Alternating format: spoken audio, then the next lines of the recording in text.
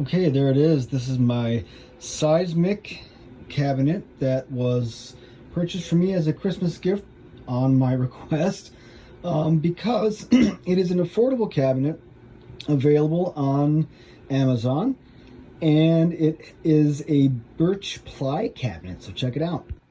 So this is a single 12, and if we open up the front here, there's a little Velcro that's holding.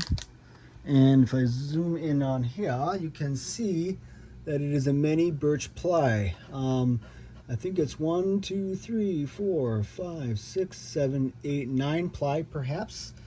And that's the front side. And there's Velcro that goes around. And a few spots here, like one there. So not a lot of Velcro, 4 spots that it holds on. But this is pretty durable. This looks to be the same thing. You can see that this is also a ply, so it's not like an MDF or something like that. And then there's stitches all the way around here, as well as staples holding this puppy on. And seems to be fairly well built. This has got some weight to it, the grill. And let's get this turned around. And in the back here we can see that there is 2 jacks and then 2 wires for your positive negative speaker connection. And additionally, it came with, of course, some moisture content eater and some screws for the speaker to hold it. And for this particular one, it looks like there's 4 contacts, 1, 2, 3, 4 grommets in there to hold a speaker. I'm probably going to change that to 8. So hopefully I've got some of those around, so we'll see. And you can remove this panel if you want to, and remove this panel if you want to. I'm not going to do that. This is a really standard, just a quick show of this cabinet, but got some nice metal corners, solid handle, and it's going to be pretty easy for me to just pop that speaker in there. And I'm going to be eventually restoring this fender right here, and that is the reason that I ordered this particular cabinet model, is because of the width, so that head will sit nice on top of there. And the speaker that I've ordered is this guy right here. So this is an A-type Celestion 8 ohm, and then of course you can see the model right here. So let's open this puppy up and see why I chose it. So I chose this particular speaker in this model, because it's 50 watts and the amplifier is 50 watts. This is an 8 ohm speaker, so I'm not going to run that basement at 4 ohms. I'm going to run it as 8. The speaker's got a lot of reviews online, so you can take a look and get an idea. But this will be the one that I'm installing for this particular build. And this is my first personal build in 30 years. So we'll see how it goes. Now, I was going to choose a Jimmy Fat speaker, but they are unobtainium at this point. They're backed up, and getting one of those and getting my hands on one is not an easy thing to do at this point, so I can't wait. I'm going to use this, and I think this is just going to be just fine. It'll do the job. So this, again, is the speaker that I chose, 8 ohm, 50 watt Celestion, and let's get this mounted in that cabinet. Well, as you can see here, I'll zoom in on one of these little these grommets here. They are not drilled through to the opposite side. I'm not really sure what they're thinking here. You would imagine that they would want to put a hole through the opposite side, so the screw would come from this side and grab this style of grommet. Of course, this little grommet has a couple of metal teeth. One of them is actually sticking out. I don't know if you can see that. Sticking over the metal there, and it's sticking over the wood. This is not how to mount a speaker, in my opinion. See, there's no drilling through this whatsoever. So I'm not sure how they expected somebody to mount their speaker in here, or what their thought process was. But obviously, the length of screw that they sent would bring the speaker from the opposite side. But either way, you're still going to have to drill through the entire side, and they haven't done that. So you would have to drill through the other side and guess where that hole is going to be at in order to bring the screw this way. And maybe what they were intending is to mount the speaker and have the rim be on the outboard side and possibly be like this. I'm not sure what their thought process was, or how they wanted you to mount the speaker. I'm not familiar with this level of, you know, I should have bought a Fender cabinet, yep, but I thought I'd try to get something cool off the internet for saving $1. Not that it's bad, I'm not poo-pooing on it just yet. The build quality seems to be okay overall. Although, you know, we're seeing glue and staples, you know, little wooden tacks throughout. So we'll see. I mean, I'm optimistic, but what I'm going to do is I'm going to get this speaker mounted my way. Okay, so like I said earlier, I wanted to mount this speaker my way, not the way that it came from the factory. So when I mount speakers, if it's going to be into a cabinet where I have to do a modification, this is my choice.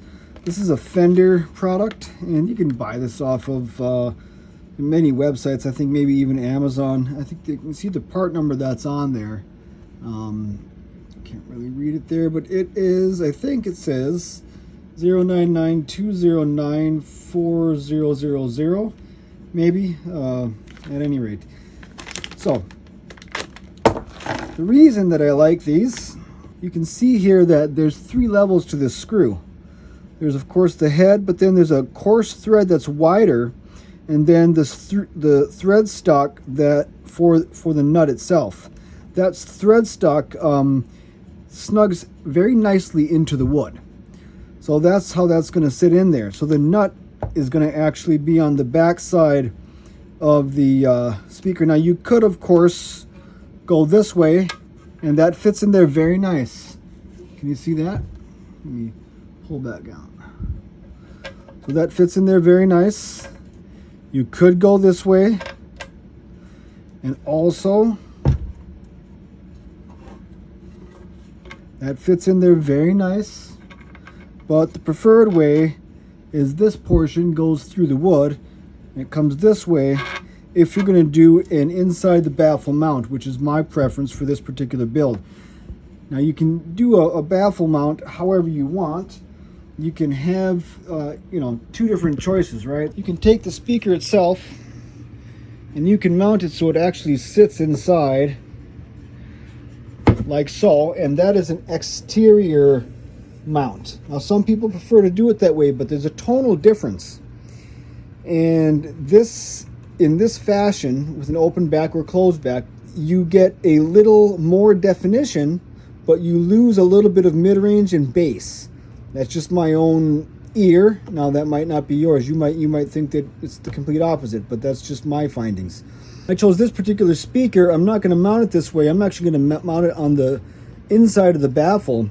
But I like this speaker, and I chose it because it has the full 8 holes that give a little bit more secure mounting to the speaker, and I believe adds and enhances the vibration value of the overall cabinet from that inside, you know, or here again, but I think from the inside. So again, that's my preference, and I may actually end up thinking that I want to experiment and put this on in this position and mount it this way. But either way, you know, there is a tonal difference, so it's a choice you have when you're mounting a speaker in a cabinet.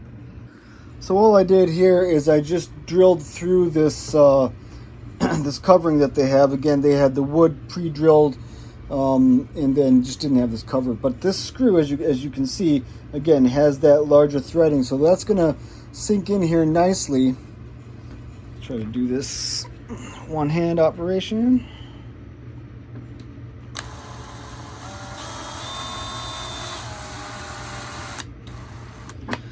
So that locks in there fairly good. The screw's not going to come out now. It's a little bit loose in there because, again, they pre-drilled. It's the wrong size. But I will have 4 more that will be drilled with the right size. So I'm going to put all 4 of these screws in, line up the speaker, and then mark my next 4 holes and then drill those out. And now I'm checking my alignment. Again, the disadvantage to this cabinet already having screws in it is I have a little bit of misalignment here. So even though I've got those snug, I don't know that I'm going to get this speaker in exact alignment because the way the factory and their accuracy. But not too bad. I'm going to play with it. I'll show you the results in a second. All right, again, because I am wanting to be having this mounted on the inside of the baffle for this open back cabinet. That's as close as I'm going to get it. It's not exactly right on, but it is pretty close. And this is the back of the cabinet, stock stuff. I'll probably change this out to a locking Neutrix at some point if this project turns out to be okay.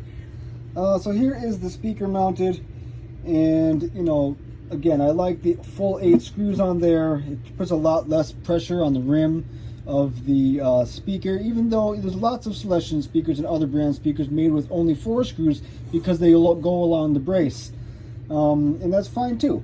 I just like that there's that full 8 screws in there, and I can use a torque wrench and put 3 to 5 pounds of pressure on all of those screws, and that's pretty much all you need when you have this particular style. You know, you could put maybe up to 6 or 8, but I wouldn't go beyond that, because by the time you do that with that gasket that's on the opposite side, that's more than enough pressure to hold that speaker in, especially because the nuts have a star washer underneath.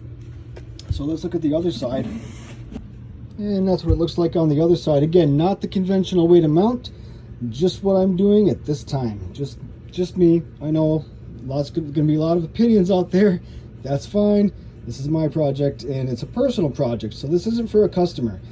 All right, well, there she is. Now, the other reason that I chose this cabinet when I was looking for cheaper cabinets online is because there is a opening here that if I wanted to just get some 5/8 plywood and blacken it out, or even not, it's real easy for me to cut that width and drop it in.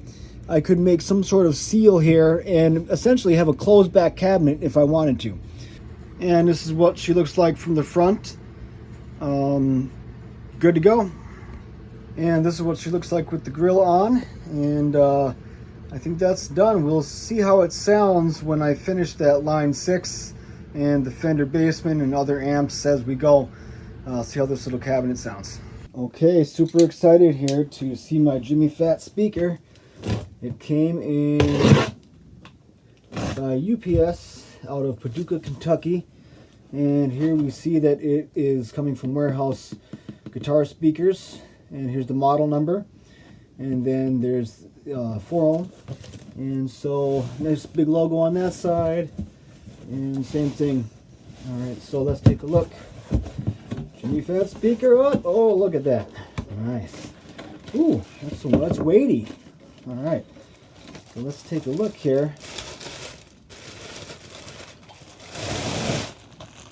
Wow, pretty. All right, so let's take a look at what we got. Much like the Celestion, it is also has 4 main portions of its frame. This has a brown powder coating. How nice. And we can see here the Jimmy Fat logo on there, and it is a ceramic speaker, and they've got a nice print here of 4 ohm as well with the model number. And oh, that paper cone looks really nice. Look at that, beautiful. Oh yeah, clean, nice. I can't wait to see what this puppy sounds like. All right, here's a side-by-side comparison of the 2 speakers. On the left, of course, we're not really comparing apples to apples here because we have an 8 ohm speaker in the Celestion, and then we have a 4 ohm speaker in the Jimmy Fat. But they are similar in that they both have 4 braces, and they both have 8 mounting holes. And the frame shape is also a little bit different, but similar. Let's look at the cones, which is really a striking difference, I think. So we can see there's a smaller cover on the Jimmy Fat, a little larger dome cover on the Celestion. But if we look at the ribs here specifically, these ribs are a little bit smoother and they're out-facing. The ribs here on the Jimmy Fat are a little more indented and they're in-facing. So it's almost as if they're both in reverse. You can see that? Here they're out-facing. Here they're in-facing, the ribs. Here they're out-facing. And you can almost not really see them on the back side here. In fact, on the Celestion, there is really no discernible rings. Unlike the Jimmy Fat, the rings are quite prevalent in the shape of the cone of the speaker itself. I don't know if that will make much of a tonal difference. It may. But it'll be hard to compare again 4 ohm to 8 ohm. But this is the comparison for the day anyway. All right, and you can see the Jimmy Fat installed here. So let's go for the sound test.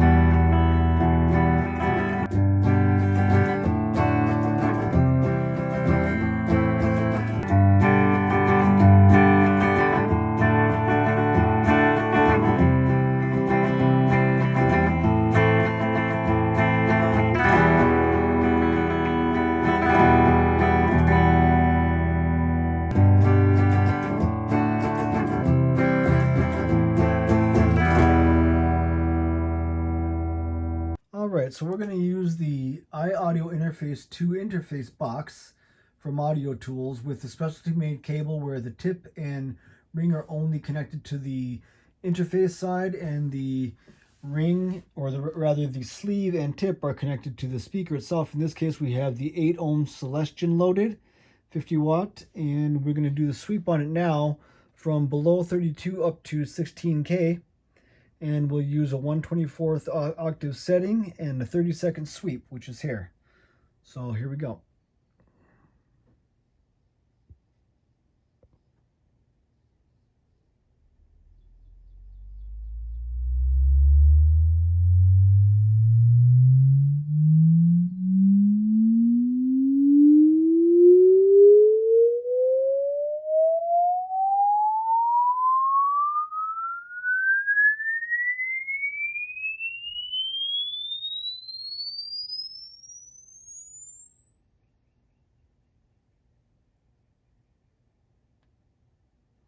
Alright, so I'll save that plot, and as you can see, it has gone quite a bit out of our hearing range in a couple of different areas, especially getting up to the higher Ks there. So at any rate, we'll save this plot and then we'll do the 4 and we'll compare them. Okay, so same test environment here. Now I have the 4 ohm Jimmy Fat speaker installed, and let's do the test.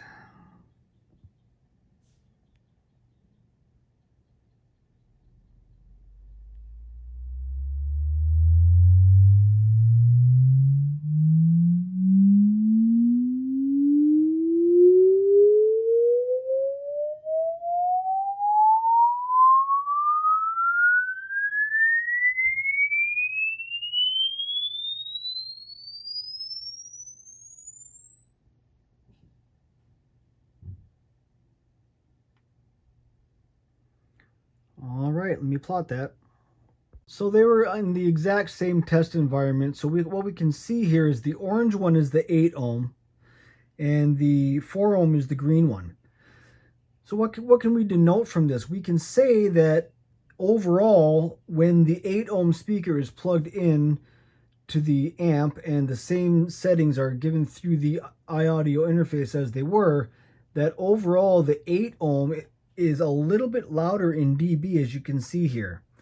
They would track exactly over each other if they were the same. So I've changed nothing other than the speaker themselves, and AudioTools doesn't give you an option to change the volume setting either on the device, being the iPad, or the interface at all.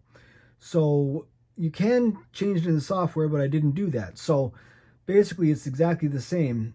And we can see that overall the 8 ohm is a little bit louder, and then it has a larger a larger bass response down here at roughly 70K. And then the 4 ohm has a peak out at about maybe 80K here. And then it comes down. There's a slight peak again at roughly 100. And then they basically follow, for the most part. There's a little bit of a bump in 1K here when it comes to the 4 ohm. But when we get to the very end, we can see that there is a slight overall pitch rise, that it's kind of becoming a little bit tighter with the 8 ohm. So audibly, what would that sound like?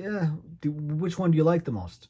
So out of the two, the Jimmy Fat sounds better to me. It breathes more, although it is being, driven by a 4 ohm amp.